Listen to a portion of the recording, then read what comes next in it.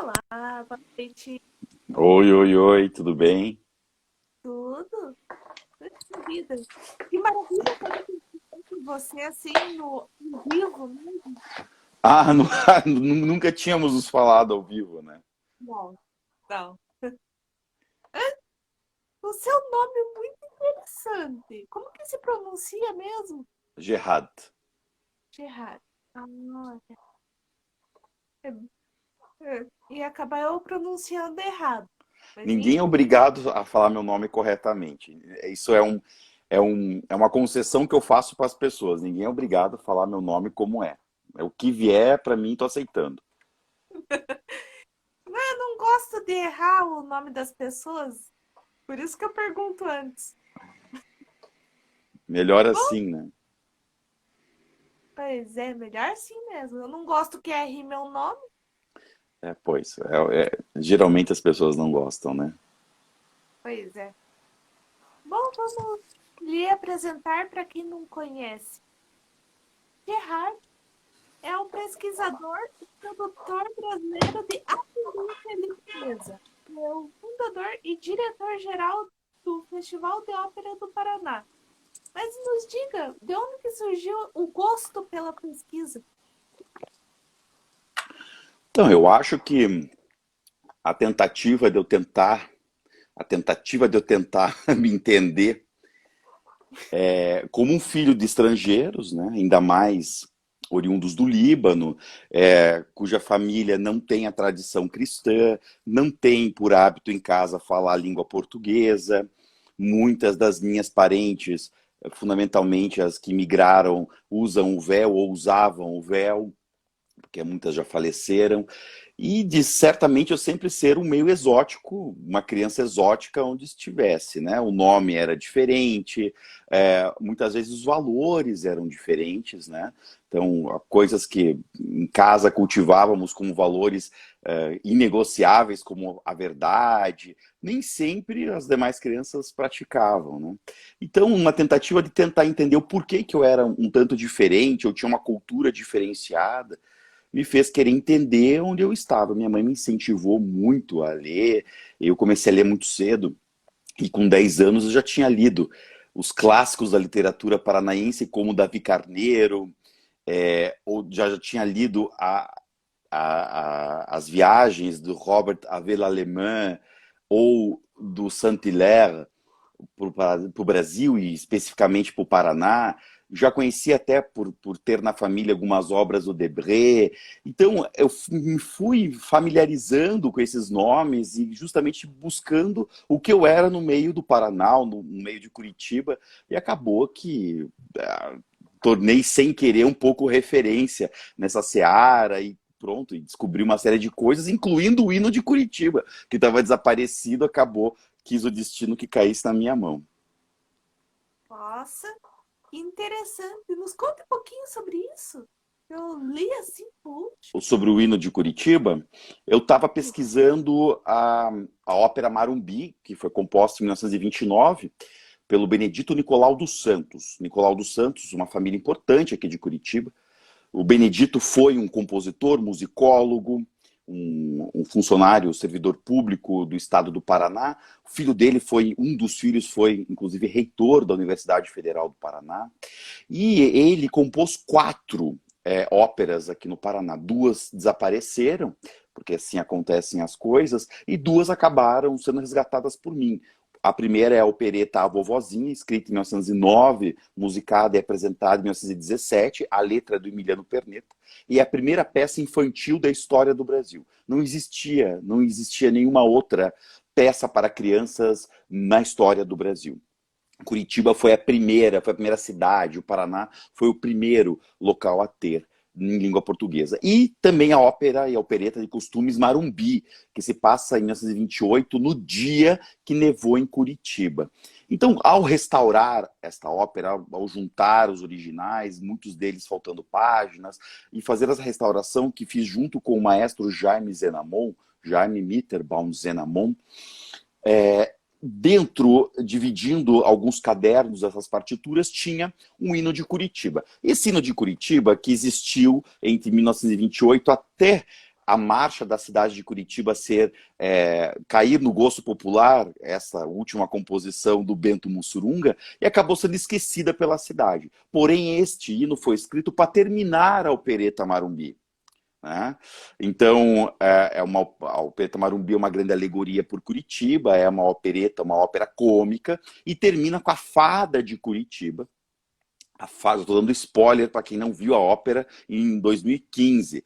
Foi feita dentro do projeto Ópera Ilustrada, na Capela Santa Maria, e depois abrindo o primeiro Festival de Ópera do Paraná, com a ajuda que tive de Mônica Richbiter, do Centro Cultural Teatro Guaíra, ela então presidente dessa sagrada instituição que é o Teatro Guaíra, para o Brasil, não só para nós aqui no Paraná, em Curitiba. Abrimos o primeiro festival de ópera com Marumbi, e essa opereta termina justamente com a Fada de Curitiba, entoando junto com o coro o hino de Curitiba. A Fada de Curitiba é aquela moça que está no torreão do Paço Municipal, no Paço da Liberdade, hoje Sesc, ali na Praça Generoso Marques, se nós olharmos, na fachada, no frontispício, tem 2 titãs. Um deles, do lado direito, é o poder legislativo. Do lado esquerdo é o poder executivo. Então, o prédio é uma alegoria para a cidade, onde os 2 poderes estão sustentando Curitiba. E a Curitiba é uma figura antropomórfica, isto é, a personificação em corpo humano da cidade, num corpo de uma mulher vestida com uma roupa grega da justiça que é chamada peplo, e é aquela estátua. Se nós lembrarmos ou formos ver o Paço da Liberdade, nós lá veremos que são 2 titãs, o executivo e o legislativo, segurando Curitiba lá em cima. E esta mulher é a fada da cidade, é a fada de Curitiba que toma vida dentro da opereta Marumbi. Então, ela canta no final essa ópera. Com esse achado dessa ópera que estava há quase 100 anos, 87 anos para ser bem exato, sem ser reencenada, sem ser estudada, nós acabamos por trazer à tona novamente o primeiro hino de Curitiba que estava desaparecido. Então foi uma delicinha, assim, foi um presente do destino, né? Uma dessas coisas graciosas que a vida traz pra gente. Nossa, sensacional. Pra quem não, assim, não tá entendendo nada, assim, eu escolhi o Gerard porque eu fiz um trabalho sobre o edifício João Prosdócio. 2020 e também tá publicado no canal do YouTube, link tá na bio aí, para quem quiser conferir. E eu pesquisei quem que poderia me ajudar com esse negócio do cemitério e tal, coisa e tal. Daí me surgiu o Gerard com um vídeo de 25 minutos. Ah, foi? Eu lembro. Você pediu, eu contei a história dos cemitérios em Curitiba. Aula! Uma Foi? aula! Sim, onde se plantavam batatinha, baroa, na chácara do Padre Agostinho, começou a se plantar os curitibanos católicos, pois quem não era católico não podia ser enterrado em campo santo público, né? E eu gostei. Nossa, foi uma aula. Quase que eu pedi. Não dá para ser uns 30 minutos, não, porque o cara explicou tão bem. Nossa, mas Imagina. não dá. São só 3 minutos. Graciosidade tua, imagina. Eu lembrei, sim, é verdade. Isso foi em 2020. 2020. 2020. E olha que foi uma pesquisa, assim, bem aprofundada, porque não é fácil achar alguém que, assim, digamos, saiba bastante coisa. E fale tão bem. Eu não sabia o que era frontispício, nem nada do que você falava. Daí depois que eu fui entender. Que Olha, bom. A educação é uma via de mão dupla. A gente, quando acha que está ensinando, na verdade, nós estamos aprendendo junto. Então, a lógica do professor-aluno, na verdade, é uma lógica daquele que passa o que sabe e ensina o que aprende. Né? Ou o que ensina o que sabe e aprende o que está dizendo. Né? É muito na ideia da Cora Coralina.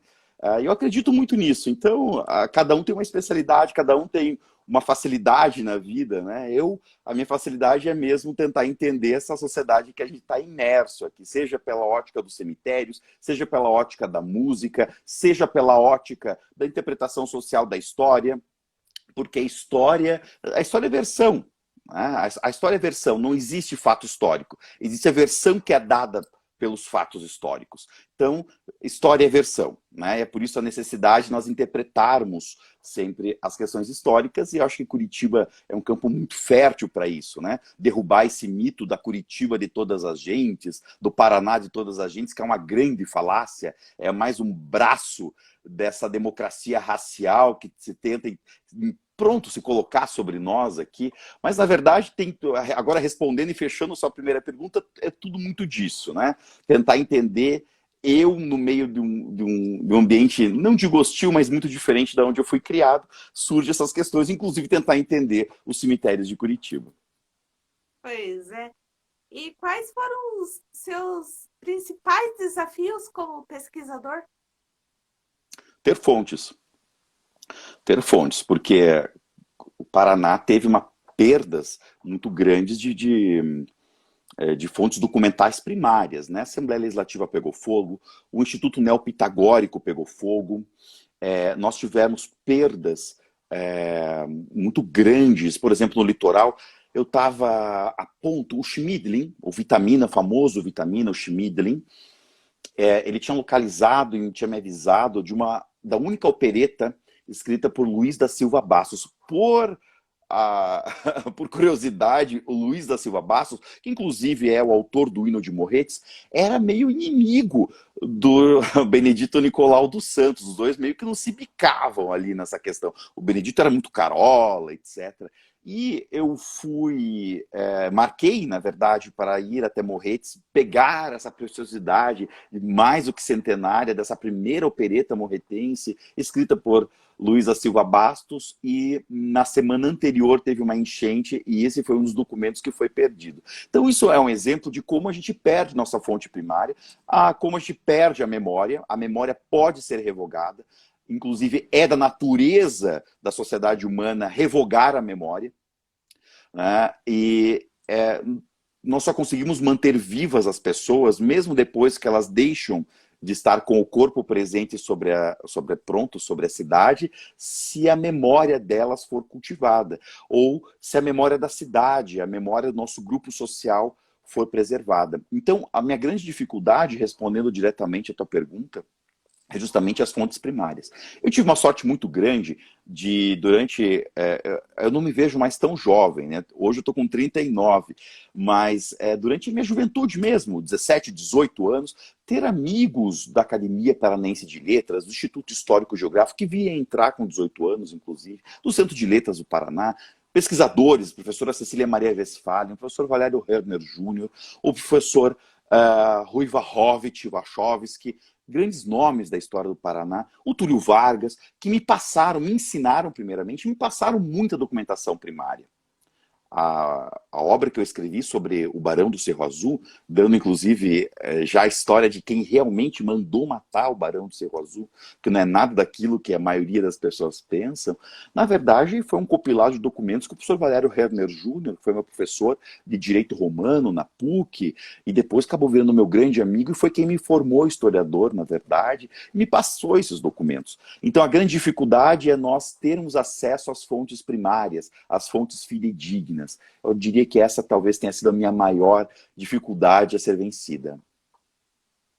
Nossa, sensacional!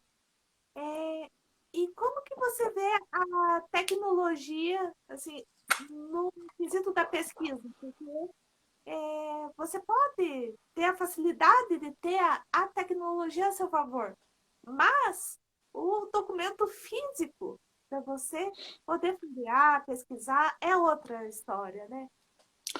Ao mesmo tempo que também nos facilita. Por exemplo, eu já cansei de mandar e-mail para grandes repositórios pedindo uma monta de arquivos em questão de dias estarem totalmente digitalizados na minha mão. Então, mapas, documentos primários, manuscritos, que seria quase impossível de ter acesso a eles, justamente por serem extremamente frágeis.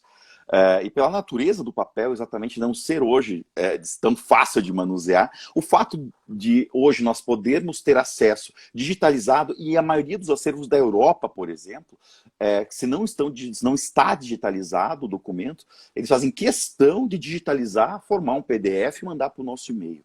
Então, ao mesmo tempo que a tecnologia tira um pouco dessa coisa até prazerosa de pegar no livro, de termos essa sensibilidade, de apalpar, de ter esse contato físico, que é importante porque hoje essas fontes de luz que é a tecnologia, porque o suporte no papel a gente está muito acostumado, agora o suporte de luz, como é agora, essa forma virtual de termos acesso às coisas, não nos faz memorizar tão rapidamente. Isso a ciência tem, inclusive, comprovado e provado cada vez mais. Mas, ao mesmo tempo, é muito mais fácil eu guardar 10 mil livros, mais ou menos, até um pouco mais de 10 mil livros, até caiu um agora, guardar 10 mil livros no HD do que guardar os 10 mil livros no depósito do meu pai. Então, as pesquisas, a gente tem que aprender a conviver com ambos os suportes, seja o suporte em papel, seja o suporte digital, ambos são importantes. Ambos são importantes. E eu acho que uma coisa não anula a outra. Mas, no meu caso, facilitou muito essa questão da tecnologia.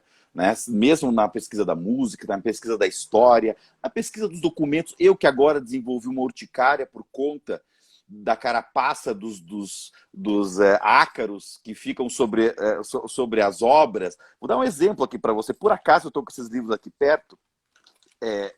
Eu vou te mostrar. Os meus livros, que têm 100, 200 anos, eles estão todos em plástico. Por exemplo, esse aqui é um livro raro, se não me engano, 1884, sobre as ordens honoríficas do Império do Brasil. Se eu tocar no livro sem o plástico, me dá uma reação alérgica instantânea. Então, ao mesmo tempo que hoje é muito difícil pesquisar em livros extremamente antigos como esse, ou fontes extremamente antigas como estas, eu tê-los digitalizado me facilita, é uma questão de saúde. Nossa. Só de pegar mesmo com o plástico já começou a me dar reação. Ai, eu entendo. Puxa vida. Quando você está há muito tempo com o livro físico, assim, reações da vida, né? Cavacos do ofício. São os ócios do ofício. A gente tem que. É a mesma coisa que um agricultor trabalha com a enxada, o professor trabalha com a lousa, o historiador, o pesquisador trabalha com papéis, trabalha com números. É inevitável. É inevitável. Mas a gente supera, não é insuperável. Pois é. E como que você vê que a juventude, assim, pelo menos o que eu sei, não sei se assim, de uma forma geral, não se interessa tanto pela história como deveria se interessar. Olha, os franceses costumam dizer que o presente brota do passado como a semente, como a muda brota da semente. O presente, né, brota do passado como a muda brota da semente. É impossível a gente viver o hoje sem conseguir interpretar o passado. E por mais que muitos achem que a história não é interessante, ou que a história é maciçamente chata, é muito redundante e tal, na verdade, todos vivem, de certa forma, dependentes dessa história. A partir do momento que se toma um opinativo político, na verdade, a partir do momento em que a gente fala ou escolhe as palavras do nosso linguajar e estrutura uma oração, na verdade, nós estamos praticando um ato histórico. Né? Muitas vezes herdado, porque nós herdamos uma carga cultural, tudo isso é cultura. Nós herdamos uma carga cultural e nós repetimos. A sociologia fala muito na repetição. Né? A gente repete muita coisa sem questionar. Isso é um ato cultural. Né? Ou a gente se apropria, isso existe, é a apropriação cultural. Por exemplo, quando a gente fala olá, né, a gente não percebe o quanto de cultura, o quanto de antropologia tem numa simples saudação. Né? Oi vem do latim. Agora, olá não vem do latim. Olá vem de La ilaha illallah, que é uma saudação, na verdade, é uma máxima islâmica, que era como os mouros, os negros, os africanos se correspondiam ao se cumprimentar na Península Ibérica, para se reconhecer entre si. Então, acabou sofrendo uma contração, estou dando apenas o exemplo, uma contração dessa expressão, La ilaha illallah, que significa não há divindade além de Deus, e acabou o La ilaha illallah virando olarilá, olaré, olá. Tanto é que é dicionarizado. Olarilá, olaré são cumprimentos, são interjeições, inclusive da língua portuguesa. E o olá acabou permanecendo aqui no Brasil, inclusive, muito mais fortemente do que nos demais países lusófonos, nos demais países de língua portuguesa. Mas simples fato de a gente falar olá já é uma carga histórica, uma carga antropológica, inclusive de apropriação cultural inconsciente, que a gente muitas vezes não percebe. Então, gostar ou não de história não é uma opção. Todos nós que falamos uma língua codificada, isto é, falamos línguas, todos nós que temos cultura, temos modos, né? Porque existe a questão da que a cultura e o que é a arte. Né? O simples fato de nós estarmos sentados, estarmos com roupa, isso tudo é um ato cultural.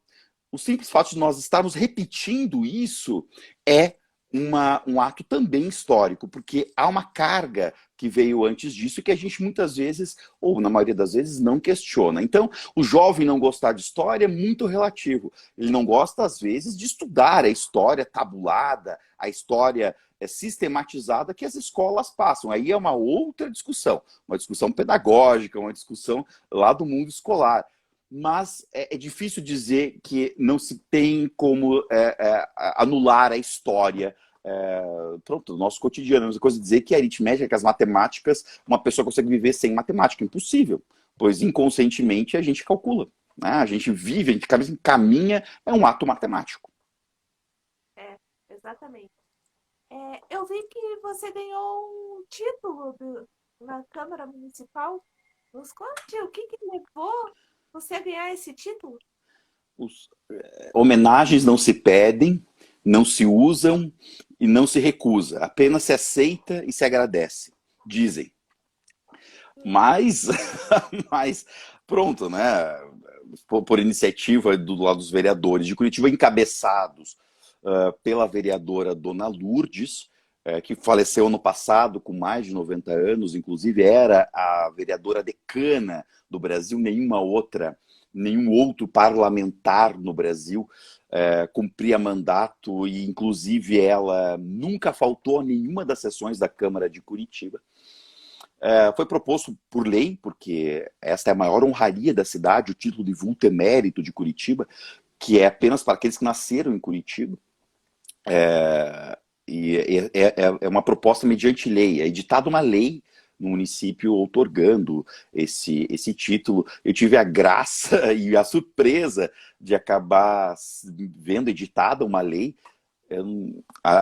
que me outorga o título de vulto emérito de Curitiba, e acabei sendo o mais novo dos titulados da cidade. Eu acho que eu tinha 34 para 35 anos e fui muito feliz, assim, agradeci, foi feita uma bela de uma cerimônia na Câmara de Curitiba, e na verdade esses reconhecimentos nos mostram a necessidade que a gente tem de continuar pesquisando, de continuar fazendo as coisas, muitas vezes sem incentivo nenhum, muitas vezes sendo alvo de ódios, invejas, invídia, o que é normal ainda mais nesses tempos em que estamos, né?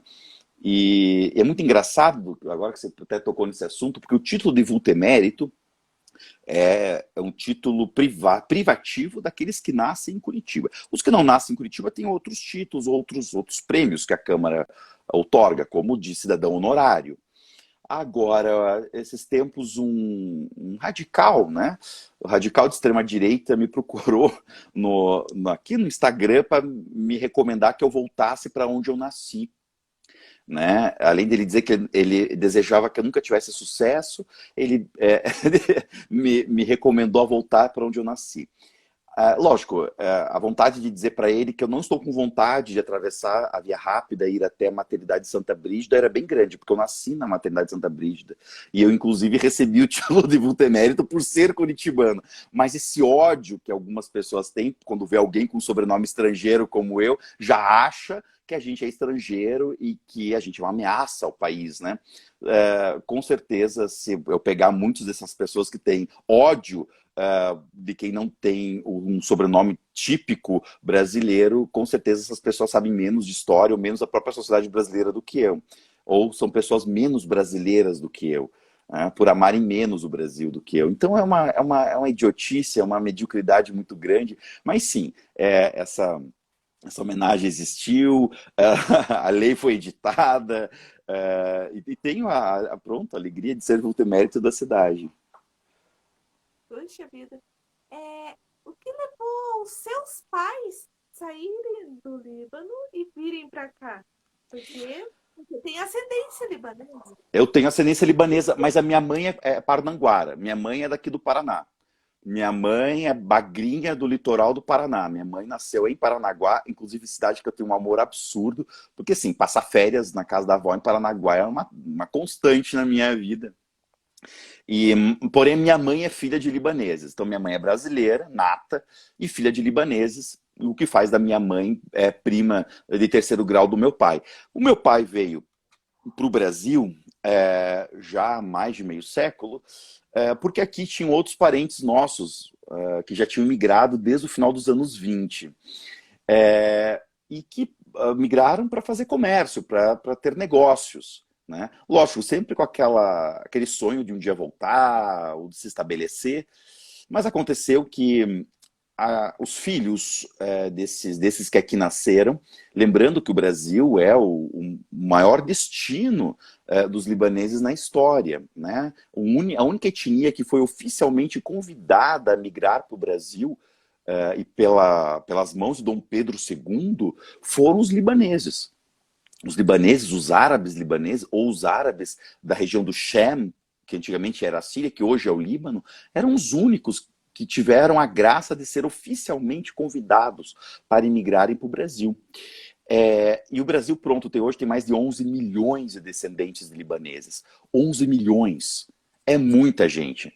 Não adianta a gente falar que tantos políticos têm sobrenome libanês, quanta gente interessante, importante passou pela sociedade brasileira que é de origem libanesa, ou, como dizem alguns pesquisadores, a Quinta da Boa Vista, lá em São Cristóvão, antes era adquirida pela corte portuguesa para ser o Paço Imperial, o palácio, era a casa de um libanês chamado Elias.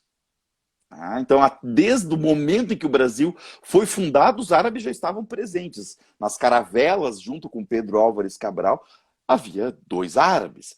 Então, muito sensível esse assunto para a gente, né? Mas os meus pais, pronto, meu pai migrou para o Brasil para fazer comércio, migrou para fazer negócio, e é hoje um brasileiro naturalizado, inclusive ele nem tem os documentos libaneses, ele nem viaja com o passaporte libanês, que dele já está vencido, ele viaja com o passaporte brasileiro. Quando eu fui com a família em 2017 para o Líbano, eu acho que meus irmãos também fomos com passaporte libanês, e meu pai, que é libanês nato, foi com o passaporte brasileiro. Isso mostra como o Brasil tem uma capacidade maravilhosa de aculturar aqueles que aqui vieram e vêm a se estabelecer. Nossa, que interessante, que legal. E de onde que surgiu o gosto pela ópera e como surgiu o Festival de Ópera? Olha, eu tinha que me comportar muito bem durante a semana para eu criança, bem criança, para que minha mãe me levasse para o Teatro Guaíra. Então eu era uma criança um pouco atípica, porque eu adorava ir para o Teatro Guaíra, eu tinha um amor incomensurável, ainda tenho um amor incomensurável pelo Teatro Guaíra. Eu me comportava, porque eu com 6 anos eu estava vendo as grandes óperas. Eu com 11 anos estava vendo a Aida com a Elefô Mila no palco do Guairão. Então eu sempre fui levado ao teatro pela minha mãe, né, para que eu tivesse contato com esse mundo. Depois vim estudar violino, toquei na Orquestra Filarmônica da Universidade Federal do Paraná e fui seguindo uma senda de musical, inclusive, antes mesmo de ser ator. Mas acabou que não foi meio que por escolha, são aquelas coisas que parecem já estarem predestinadas na vida da gente. De eu começar a achar algumas óperas brasileiras que nunca tinham sido escritas, como o Solo Mariana, de Júlio Reis, que nunca tinha sido montada, a própria Vovozinha, do Benedito Nicolau dos Santos, Marumbi, uma série de óperas, pronto, Festa São João de Chiquinha Gonzaga, que também nunca tinha sido montada. E acabou que praticamente eu fui empurrado, eu fui levado para esse campo da ópera. E o Festival de Ópera é justamente porque o Paraná forma cantores, tem um público incrível e não tinha produção. E não tinha uma vitrine para tudo isso. Então nós tínhamos os ingredientes do bolo, nós tínhamos quem gosta de comer o bolo, mas não tínhamos quem fizesse o bolo, quem misturasse os ingredientes e botasse para assar. Então o que eu fiz foi isso, não foi nenhum milagre. Eu peguei as produções, eu comecei a produzir coisas de ópera, e aí aprendi muito, então, com esses meus mestres, a começar pelo maestro Jaime Zenamon.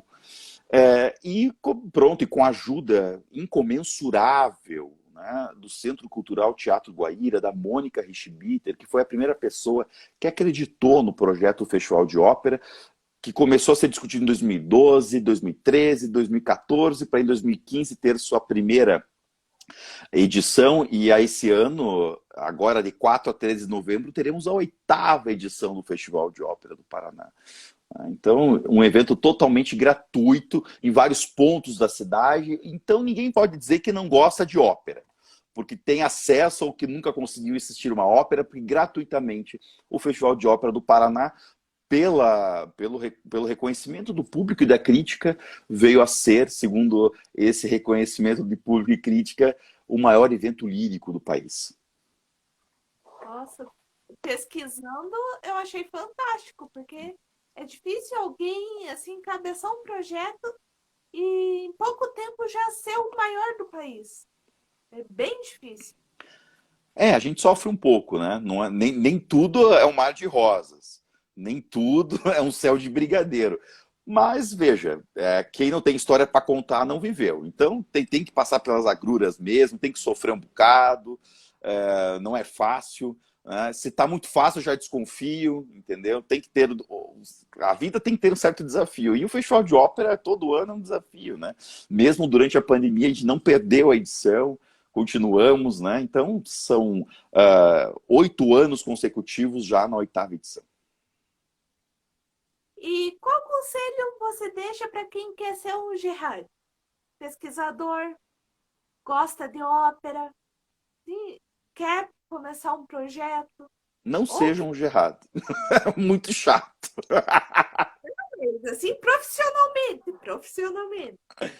Olha, eu acho o seguinte. Tudo que merece ser feito, merece ser bem feito. E a gente tem que se apaixonar pelas coisas que a gente faz. A gente perdeu um pouco do brilho de fazer as coisas, tudo virou muito imediatista, tudo virou muito para ontem, e eu fico um pouco chocado com essa falta de comprometimento com os projetos que as pessoas têm. A velocidade da informação muitas vezes é inimiga da ética. E a velocidade dos dados, a velocidade como tudo hoje acontece nesse meio online, que a gente está preso, acaba tirando um pouco o gosto pela espera, pelo gosto pelo projeto, pelo gosto em se preparar para alguma coisa. A gente perdeu muito do gosto do cozinhar, a gente pode comprar tudo pronto. A gente perdeu um pouco do gosto de fazer grandes viagens, porque hoje é muito rápido se locomover e acaba que a gente acaba viajando rapidamente para fazer coisas e acaba deixando de perceber o meio, as pessoas do lugar, só apenas visitando pontos turísticos. Nós viramos algo muito raso. E isso vem se imprimindo nas nossas relações. É o que o Bauman chama, e todo mundo sabe, da modernidade líquida, das relações líquidas, que para mim, na verdade, hoje é um momento de paradoxos. Nós estamos vivendo mais do que uma sociedade líquida, mas um momento de paradoxos. Eu me mantive fiel aos processos, à forma de fazer as coisas. Então, tudo que eu pego para fazer, eu pego para me aprofundar. Então, ter o gosto de fazer as coisas, de construir as coisas, de entender o processo, como as coisas se constroem ou se fazem, é talvez uma chave para ser o Gerardo, usando aqui a tua expressão e a tua colocação. É, eu leio todos os dias, eu aprendo todos os dias. Para mim, um dia em que eu não aprendi alguma coisa é um dia de vida precioso que eu perdi, uma opção de vida. E para mim, eu preciso viver todos os dias aprendendo algo, ensinando algo.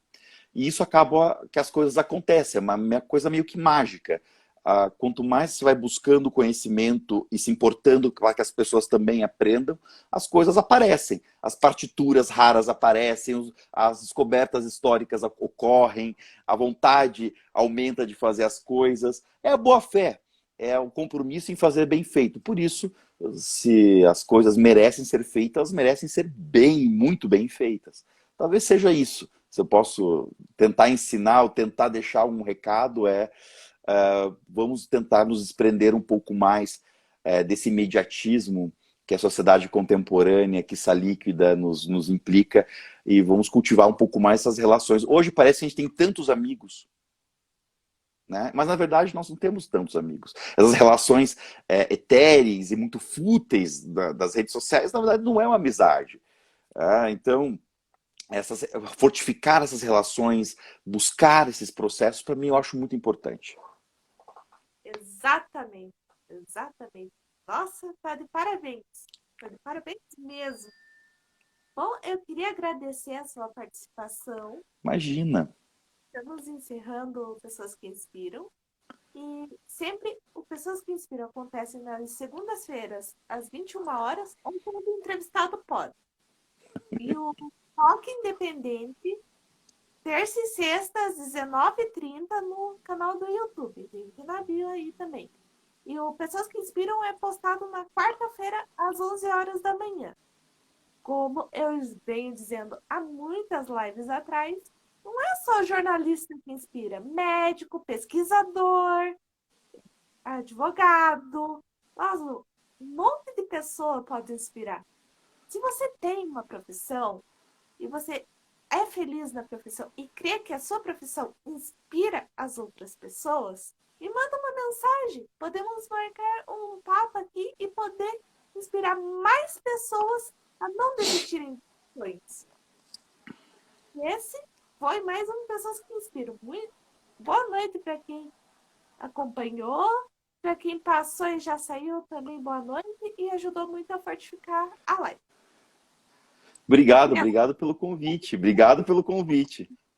Foi uma honra, de Imagina, a verdade. honra é minha. A honra foi minha, obrigado.